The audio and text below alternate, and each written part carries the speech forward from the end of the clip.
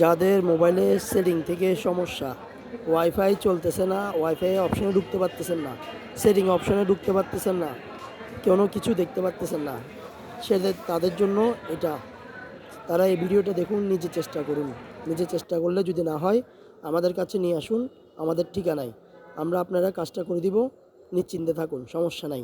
নিজে আগে চেষ্টা করুন, তারপর আমাদেরকে দেখাইন। ইনশাল্লাহ আমরা কাজটা করে দিব। শুক্রিয়া। আসসালামু আলাইকুম রহমতুল্লাহ।